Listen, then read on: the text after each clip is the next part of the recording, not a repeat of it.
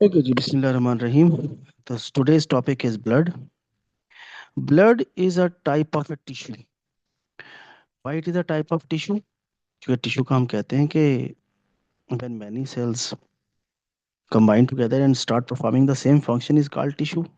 तो blood में भी cells हैं, red blood cells and white blood cells. So blood is actually a combination of different cells. So that's why it is called a special type of tissue. एक बात। दूसरी बात यह है कि blood जो है, blood is composed of two things. One is its liquid part and second is its solid part. ठीक हो गया जी। तो ब्लड के जो है लिक्विड पार्ट जो है it is called plasma which is yellow in colour.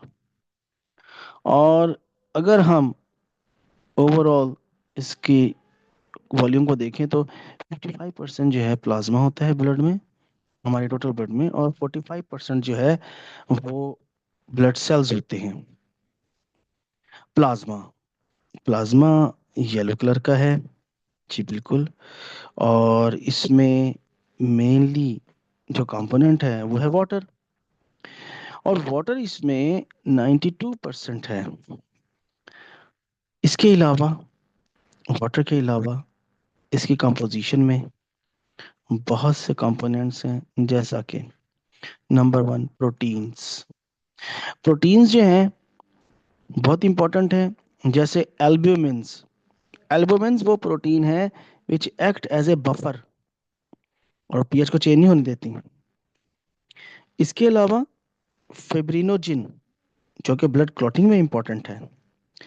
अमीनोग्लोबुलिन्स या एंटीबॉडीज एक ही बात है, वो भी प्लाज्मा में है, जो कि जर्म्स के अगेंस्ट वर्क करती हैं, उन्हें किल करती हैं।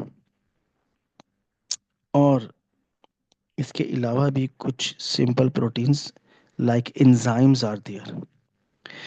तो प्रोटीन्स जो हैं उनकी काफ़ी ज़्यादा कंपोजिशन है, काफ़ी ज़्यादा क्वांटिटी है।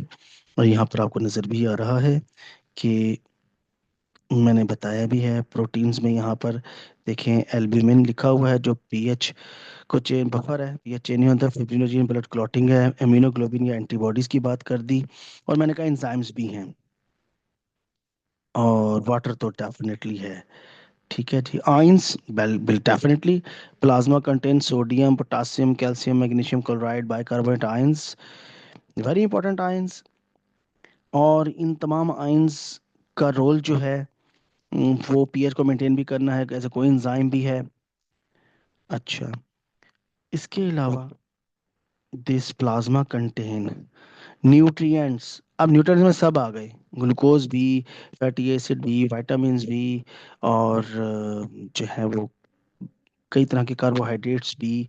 तो तमाम न्यूट्रिएंट्स जो हैं वो प्लाज्मा में हैं। वेस्ट प्रोडक्ट्स, बिल्कुल सेल से निकलने वाले waste products like urea, like toxins, वो भी इसी में है। रेस्पिरेटरी गैसेस, ऑक्सीजन भी ब्लड में है जो हीमोग्लोबिन से अटैच है, और कार्बन डाइऑक्साइड भी ब्लड में है। तो ये बेसिकली जो प्लाज्मा है वो कंपोजिशन है इन तमाम कंपोनेंट्स की, जो इसने लेके जाने हैं, ट्रांसपोर्ट करने हैं सेल टू सेल, और वहां से कलेक्ट भी करना है material like carbon dioxide waste, और उनको सप्लाई करने हैं न्यूट्रिएंट्स और ऑक्सीजन।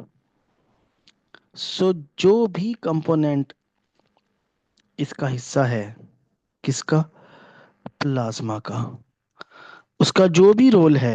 अच्छा, हार्मोन्स भी होते हैं इसमें, याद रखिएगा हार्मोन्स भी ब्लड में ही होते हैं। तो वही वही तमाम कंपोनेंट्स जिनका मैंने जिक्र किया, वो जो भी उनका रोल है वही प्लाज्मा का रोल आप लिखेंगे। अगर क्वेश्चन आ जाता है कि what is the function of plasma, तो फंक्शन ऑफ प्लाज्मा में आप यही लिखेंगे कि transport the materials, transport the oxygen, and collect the carbon dioxide waste from the cells. ठीक है ना जी। और आप इसमें यही transport the hormones, transport the enzymes. तो जितने भी कंपोनेंट्स जिनका हमने जिक्र किया है, उनके जो भी फंक्शन है, ठीक है ना जी, वो फंक्शंस हमने प्लाज्मा के फंक्शन में मेंशन कर देने हैं। ठीक हो गया जी। तो ये तो डिस्क्रिप्शन है प्लाज्मा की, और प्लाज्मा का जो रोल या फंक्शन कह लीजिए, वो यही है। ठीक है ना जी। अब हम प्लाज्मा के बाद जो है वो डिस्कस करते हैं ब्लड सेल्स को। यहाँ पर भी ब्लड सेल्स तो मौजूद हैं, red blood sales, white blood sales, platelets, लेकिन मैं नेक्स्ट स्लाइड को ऐड कर रहा हूँ, स्लाइड नंबर 2 पर। और स्लाइड नंबर 2 पर मैं यहाँ पर एक डायग्राम मैंने जो है वो लेबल्ड अटैच की है। इस डायग्राम को देखिए, अब मैं इसके थ्रू एक्सप्लेन करूंगा। पहले सिंपल समझ लीजिए इस फ्लो चार्ट को कि ब्लड सेल्स क्या हैं और कहाँ से प्रोड्यूस होते हैं। सबसे पहले तो याद रखें कि ब्लड सेल कोई भी हो, रेड ब्लड सेल हो, वाइट ब्लड सेल हो, उसका ओरिजिन है बोन मैरो सेल्स। और बोन मैरो के कौन से सेल्स जी? Stem cells. यहाँ पर इन स्टेम सेल्स को ब्लड स्टेम सेल्स कहा गया है। तो ब्लड स्टेम सेल्स का मतलब बोन मैरो के ही सेल्स हैं बेसिकली। अब जो बोन मैरो के सेल्स हैं, स्टेम सेल्स, अनडिफरेंशिएटेड हैं। They differentiated either into myeloid stem cells और लिम्फोइड। पहले माइलॉइड की बात कर लेते हैं। ये आपके सिलेबस में इस तरह से है, myeloid stem cells. Myeloid stem cells जो हैं, ये फर्दर डिफरेंशिएट हो सकते हैं in red blood cells, in platelets, और either in myeloblast. Myeloid stem cells myeloblast में जब डिफरेंशिएट होंगे, तो माइलॉइड से बनने वाले myeloblast stem cells further on requirement differentiate होंगे into granulocytes, a type of white blood cell. तो इसका मतलब ये हुआ कि माइलॉइड स्टेम सेल्स जो हैं, वो ना सिर्फ आरबीसी बना सकते हैं, उनमें डिफरेंशिएट हो सकते हैं, प्लेटलेट्स में डिफरेंशिएट हो सकते हैं, बल्कि वो ग्रेनेलोसाइट्स में भी डिफरेंशिएट हो सकते हैं। अब ग्रेनेलोसाइट्स क्या हैं? ये व्हाइट ब्लड सेल की वो टाइप है जिनका साइटोप्लाज्म क्लियर नहीं होता, उसमें ग्रेन्यूल्स होते हैं, इस साइज में बड़े होते हैं, इनके न्यूक्लियस लोब्ड होते हैं। ग्रेनुलोसाइट्स की जो टाइप्स आपके सिलेबस में हैं, जिनको हम डिटेल में पढ़ेंगे, एजेनोफिल्स, तो ग्रेनुलोसाइट्स एजिनोफिल में डिफरेंशिएट हो सकते हैं, ऑन डिमांड, न्यूट्रोफिल्स और बेसोफिल्स। ठीक है। अब लिम्फाइड स्टेम सेल्स की तरफ आ जाते हैं कि जो बोन मैरो के स्टेम सेल्स हैं, अगर वो लिम्फाइड स्टेम सेल्स में डिफरेंशिएट होंगे, तो फिर lymphoid stem cells differentiate into lymphoblast. और lymphoblast on the demand, either they develop into B lymphocytes, T lymphocytes और NKC, natural killer cells। तो T lymphocytes भी white blood cells हैं, B lymphocytes भी और natural killer cells भी, और ये granulocytes नहीं है, ये A granulocytes की टाइप है। तो यहाँ पे ये granulocytes हैं, लेकिन ये जो हैं, ये हैं A granulocytes। ठीक हो गया जी। तो ये A granulocytes हैं। इनका साइटोप्लाज्म क्लियर होता है, इनका जो न्यूक्लियस होता है वो बड़ा और सर्कुलर होता है।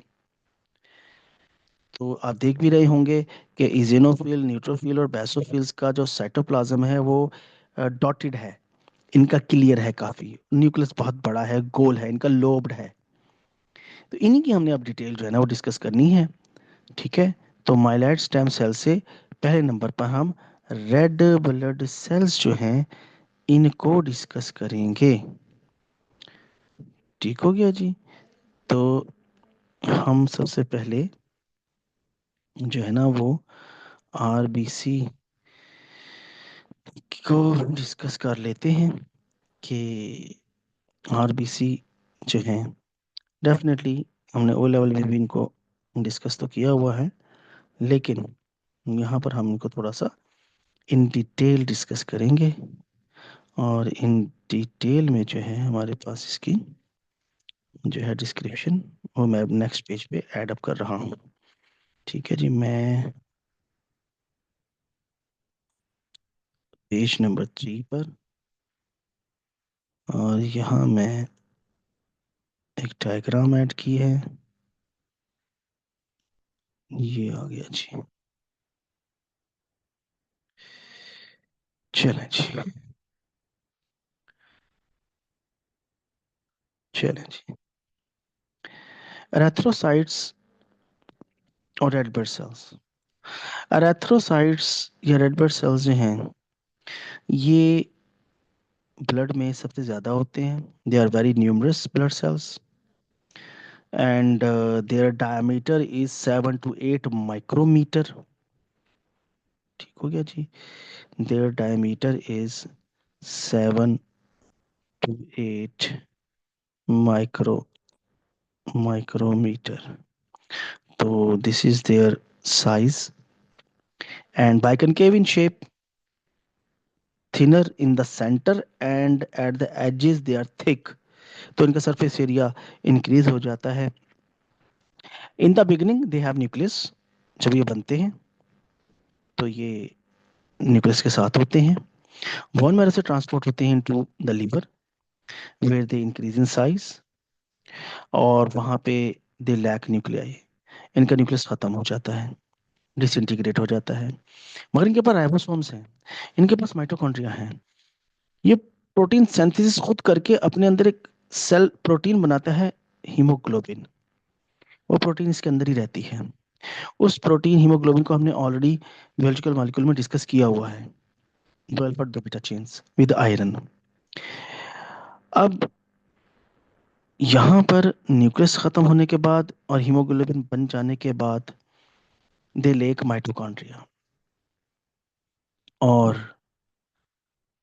दे generate their ATP by anaerobic respiration only. Small size है इनका, they easily squeeze in the blood capillaries, and they move to the whole body. ठीक हो गया जी।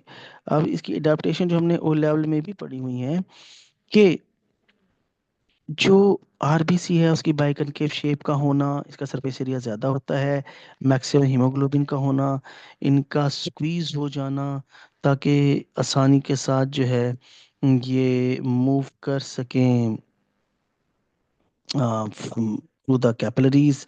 ठीक है, स्मॉल साइज है, सो नैरो कैपिलरीज के इजीली पास थ्रू हो सकें। Nucleus mitochondria they are absent, so more space is available within the cytoplasm for more haemoglobin. ठीक है ना जी। अब इसकी ऑक्सीजन ट्रांसपोर्टेशन में ऑक्सीजन के साथ ये बाइंड करके ऑक्सी हीमोग्लोबिन बनाता है। और ये याद रखें, बच्चे अक्सर इस चीज़ को कंफ्यूज करते हैं, जो ऑक्सीजन है वो रेड ब्लड सेल के अंदर जाती है, अंदर जाकर हीमोग्लोबिन के साथ बॉन्ड बनाती है। ठीक है जी। वो अंदर जाती है और अंदर जाकर हीमोग्लोबिन का बॉन्ड बनाती है, ऐसा नहीं है कि वो बाहर ही रहे। ठीक हो गया जी। तो ये कंफ्यूजन दूर कर लें, ये बात। अच्छा जी, उससे अगली बात कि इसकी ऑक्सीजन की ट्रांसपोर्टेशन को हम, नेक्स्ट टॉपिक जो हमारा है, इससे आगे के ऑक्सीजन की ट्रांसपोर्टेशन और कार्बन डाइऑक्साइड की कैसे होती है इन डिटेल, उसमें हम डिस्कस करेंगे कि ये चेन्स क्या रोल प्ले करती हैं और किस तरह से ये अटैच होती है। तो यहाँ पर इसकी इंफॉर्मेशन इतनी थी। आरबीसीज की एवरेज लाइफ 120 डेज होती है।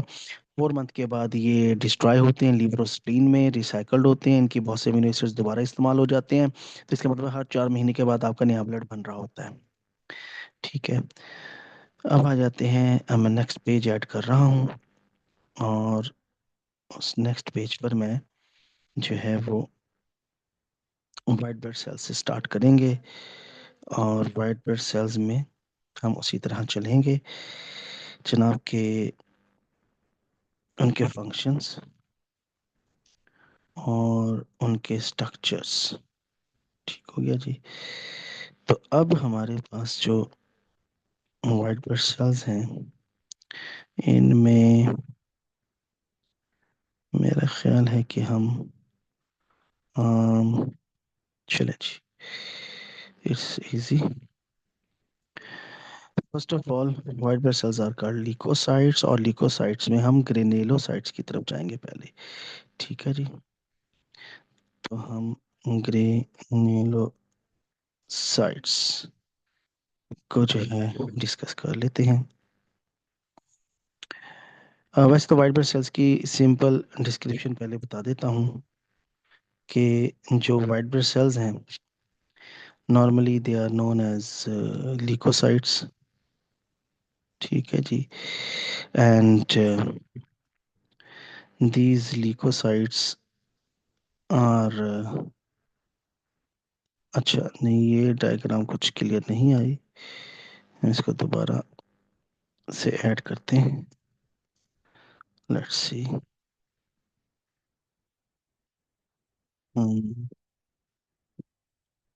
डायग्राम अगर क्लियर है तो मुझे बताइएगा। नहीं सर, क्लियर नहीं है। क्लियर नहीं है, अच्छा जी। तो मैं इसको चेंज करता हूँ जी। सर एक सवाल था। जी जी। आरबीसी जी आरबीसीज का। सर जी जो जी। ये आरबीसीज में ऑक्सीजन हेमोग्लोबिन के साथ बाइंड करती है और अनबाइंड करती है, ये प्रोसेस जो है ये पैसिव प्रोसेस है, डिफ्यूजन से होता है, या इसमें एनर्जी चाहिए हमें? नहीं नहीं, बॉन्ड जब बनता है ना, तो बॉन्ड बनने के लिए एनर्जी तो चाहिए होती है। और मैंने कहा है कि जो आरबीसी है वो अपनी एनर्जी एनारोबिक रेस्पिरेशन से लेता है। अच्छा, सही है सर। चलिए जी, ल्यूकोसाइट्स आपके सामने। तो ल्यूकोसाइट्स जो हैं, किसी भी तरह के वाइट ब्लड सेल्स हों, उनका फंक्शन है to fight against the pathogen. और कुछ ल्यूकोसाइट जो हैं, कुछ वाइट ब्लड सेल्स जो हैं वो इंगल्फ करते हैं, डाइजेस्ट करते हैं, और कुछ जो है एंटीबॉडीज के थ्रू किल करते हैं। कोई भी लिम्फो ल्यूकोसाइट जो हैं, white blood cells, their sizes are large. RBC के निस्बत इनके साइजेस बड़े होते हैं। They have permanent nucleus. ठीक है जी। और they are the main, the part of your immunity system. तो ग्रेनुलोसाइट्स की तरफ आते हैं, पहले हम उसको डिस्कस कर रहे हैं। Granulocytes are the white blood cells have small granules containing protein in their cytoplasm. ठीक है। अब यहाँ पर डायग्राम में आपके सामने जो टाइप्स हैं ग्रेनुलर की, और ग्रेनुलर में इथेनोफिल्स हैं, न्यूट्रोफिल्स हैं और बेसोफिल्स हैं। ठीक है, तो मैं इन्हीं से स्टार्ट कर रहा हूँ। तो बेसोफिल्स की बात करते हैं। Basophils are the type of white blood cells granulocytes. These are present less than 1% of the white blood cells, बहुत कम होते हैं इन द बॉडी। और टिपिकली दे आर प्रेजेंट, या इनकी तादाद इंक्रीज होती है आफ्टर एन एलर्जिक रिएक्शन। मैंने पहले भी कहा था कि रिक्वायरमेंट पर बेस्ड होते हैं इनकी तादाद ना। तो बैसोफिल्स का जो फंक्शन है, basophils they are involve in only the allergic reaction. अब एलर्जिक रिएक्शन जब होता है तो हमें बहुत से एलर्जिक रिएक्शंस में खुद ही बॉडी न्यूट्रलाइज करके चीज़ों को नॉर्मलाइज कर देती है, तो उसमें इनका इम्पोर्टेंट रोल है। That much detail is not required in the syllabus. उसके बाद है eosinophils. Eosinophils are responsible for responding to infection, that's because of the parasite. अब पैरासाइट प्लाज्मोडियम भी है, पैरासाइट तो बैक्टीरिया भी है। ठीक है। तो जनरल इम्यून रिस्पॉन्स ये देते हैं, और इन्फ्लेमेटरी रिस्पॉन्स भी देते हैं। उसका मतलब ये है कि कुछ एरियाज में जो है इन्फ्लेमेशन, सूजन, टिश्यूज की स्वेलिंग जो है इन द बॉडी, वो इजिनोफिल्स जो है ना अपना रिस्पॉन्स इस तरह से देते हैं कि इन्फ्लेमेशन किसी जगह जब हो जाती है, वो एक केमिकल सिग्नल होता है दूसरे वाइट ब्लड सेल्स के लिए, जिनका मैं अभी जिक्र करने जा रहा हूँ अभी तीसरे नंबर पर, न्यूट्रोफिल्स का, जो खा जाते हैं। ठीक है ना जी। उनके लिए वो एक सिग्नल होता है कि इधर आओ भी, इधर कोई मसला है। तो इजिनोफिल्स जो है, इनका जनरल रिस्पॉन्स होता है अगेंस्ट एनी पैरासिटिक इन्फेक्शन। और इनका काम सिर्फ मददगार के तौर पर है। इंपॉर्टेंट है न्यूट्रोफिल्स। ठीक है ना जी। ये न्यूट्रोफिल्स है ना, ये बड़े इंपॉर्टेंट है। और मेजॉरिटी में वाइट ब्लड सेल्स जो बॉडी में इस वक्त है ना जी, तकरीबन कह लें कि मैक्सिमम 70% करीब वो न्यूट्रोफिल्स ही हैं हमारे ब्लड में। They act as scavengers. They destroy the bacteria and fungi which are present in the body as a pathogen. Any other parasite they destroy it. इनका मल्टी लोब्ड न्यूक्लियस है। ठीक है। और this make easy to spot on any micrograph, अगर आपको पहचान के लिए दिया जाएगा तो इसका मल्टी न्यूक्लिएटेड जो है ना वो लोब न्यूट्रोफिल का एक से ज़्यादा लोब्स वाला न्यूक्लियस इससे पहचान में आ जाते हैं।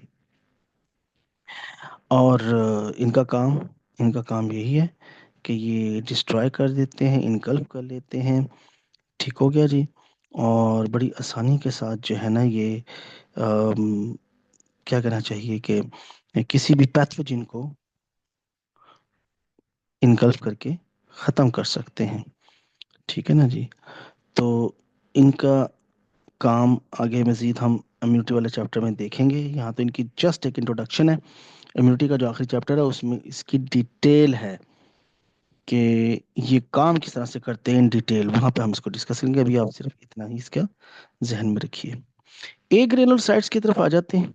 नॉन ग्रेनुलोसाइट्स या ए ग्रेनुलोसाइट्स में। ठीक हो गया जी। लिम्फोसाइट्स की बात करते हैं।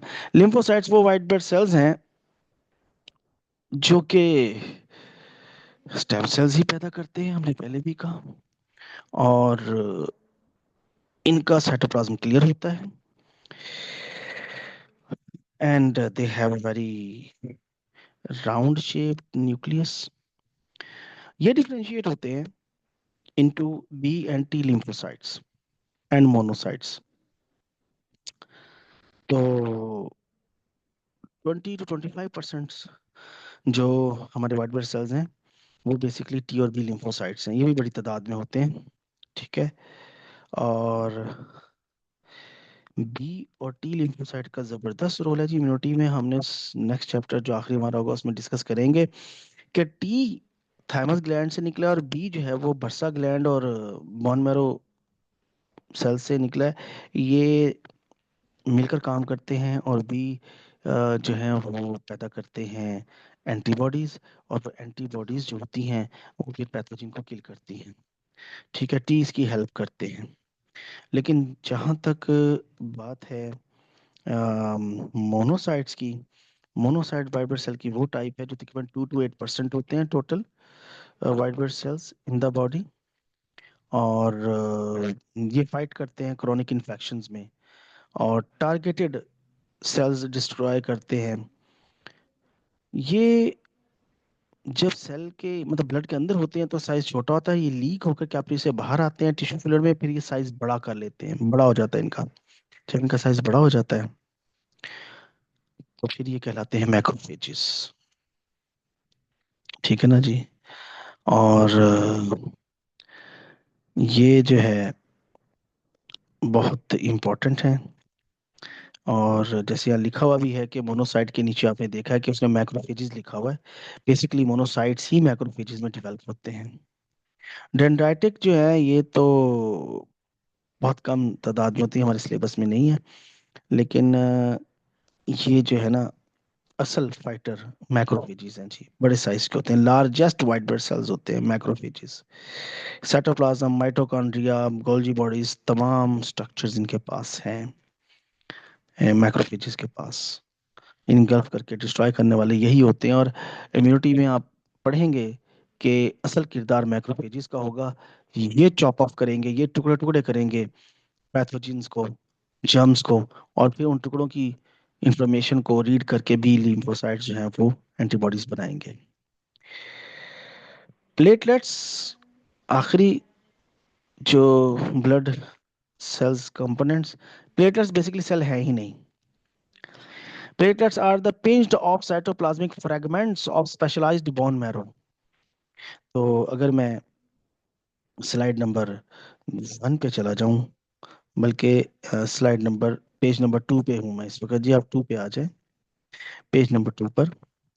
तो पेज नंबर 2 पे अगर आप देखें तो अच्छा यहाँ नहीं है, ये पेज नंबर 1 पे ही हम आ जाते हैं जी। पेज नंबर 1 पर डायग्राम को हम करते हैं बड़ा। ठीक है ना जी। जी, आ गए आप पेज नंबर 1 पर? जी सर। बस ठीक है, पेज नंबर 1 पे देखिए। तो यहाँ पे प्लेटलेट्स जो हैं, ये बेसिकली फ्रैगमेंट्स हैं, टुकड़े हैं बोन मैरो सेल्स के। 2 to 3 micrometre in diameter, have no nucleus, किसी टुकड़े में न्यूक्लियस है किसी में नहीं है। और their function is blood clotting. Detail of that function is in O levels, वो ऑलरेडी आप पढ़ चुके हैं। यहाँ पे उन्होंने इसकी कोई डिटेल फंक्शन की रिक्वायर्ड नहीं है, ना उन्होंने मांगी है। तो जस्ट इनका काम है ब्लड क्लॉटिंग। और ये हमें पता है कि ये एंजाइम रिलीज करते हैं। और जो प्लेटलेट्स हैं, अ, इनकी जो है ब्लड क्लॉटिंग का जो मैकेनिज्म है, वो मैं आपके साथ शेयर भी कर लेता हूँ। ठीक है ना जी, कि ये किस तरीके से करते हैं। हम यहीं पर ही इसको जो है वो चेंज नहीं करते, इस डायग्राम को हम ख़त्म करके यहाँ पर इसके साथ ऐड अप कर लेते हैं। तो ये आपके सामने आ गया कि बेसिकली जो डैमेज टिश्यूज है ना, वहाँ से क्लॉटिंग ये निकलता है प्रोथ्रोम्बिन, वो थ्रोम्बिन में चेंज होता है। और फिब्रिनोजिन जो ब्लड के प्लाज्मा में मौजूद है, वो जो है वो जाकर कन्वर्ट होता है फाइब्रिन में। अब यहाँ पे रोल क्या है, ये येलो कलर के जो है ना जी, ये है प्लेटलेट्स। अब यहाँ लिखा हुआ है एक्टिवेटेड प्लेटलेट्स। तो प्लेटलेट्स जो हैं वो कैल्शियम आयंस की वजह से जो है वो एक्टिवेट हो जाते हैं। और एक्टिवेट होकर ना उनका काम ज़बरदस्त एक होता है कि एक तो इन एंजाइम्स की एक्टिव फॉर्म में conversion, prothrombin to thrombin, and fibrinogen को इनसॉल्युबल फाइब्रिन में चेंज करवाना, ये एक्टिवेटेड प्लेटलेट्स का रोल होता है। जिसकी वजह से वो आप देख रहे हैं कि फाइब्रिन इनसॉल्युबल इसके इर्द गिर्द जाल बना गया है, और वो ब्लड सेल्स भी करीब आकर वहां पर क्लॉट हो गए हैं। तो बहरहाल हमारे सिलेबस में इसकी इतनी डिटेल फंक्शन की नहीं है, सिर्फ इतनी ही डिटेल थी। तो नेक्स्ट इंशाल्लाह हम जो है वो डिस्कस करेंगे role of that little bit tissue fluid की बात करेंगे। ठीक है, और टिश्यू फ्लूइड में लिम्फेटिक फ्लूइड की बात करेंगे, व्हाट इज देयर रोल। और फिर मेन हमारा टॉपिक होगा ऑक्सीजन की ट्रांसपोर्टेशन एंड कार्बन डाइऑक्साइड की ट्रांसपोर्टेशन इन द ब्लड। तो ब्लड की कंपोजिशन अब हो गई, अब ट्रांसपोर्टेशन की बात है। ठीक है जी, इसमें कोई क्वेश्चन है तो बताइए। सर ये जो क्लोटिंग वाला प्रोसेस है हमारा जो प्लेटलेट्स में होता है, हम्म, ये एक दफा मुझे एक्सप्लेन करेंगे? यार, जो क्लॉटिंग मैकेनिज्म है ना, जी बेसिकली सर। वो हमारे सिलेबस में है नहीं। आप इसके मैकेनिज्म में एंजाइम्स और इसको याद करने का आपको फायदा नहीं होगा, क्योंकि सिलेबस ये कह रहा है कि सिर्फ जो है ना आपको ये पता हो कि प्लेटलेट्स जो है ना वो फ्रैगमेंट्स होते हैं। ठीक है, और दे डोंट हैव जी। Any nucleus, small sized, okay. And their function is just to clot the blood. Enzyme ये प्रोथ्रोम्बिन थ्रोम्बिन कन्वर्ट होता है, प्लेटलेट जो है वो किस तरह एक्टिवेट होते हैं, ये देखें आपके पास अगर है वो सिलेबस, तो उसमें मुझे बताएं कि उसमें कोई उन्होंने रिक्वायर किया हुआ है, उसकी कोई मैं रिक्वायरमेंट है। मैं देख। हाँ देखिए उसमें, मेरे ख्याल में तो रिक्वायरमेंट नहीं है कि मैकेनिज्म ऑफ ब्लड क्लॉटिंग आपको पता हो।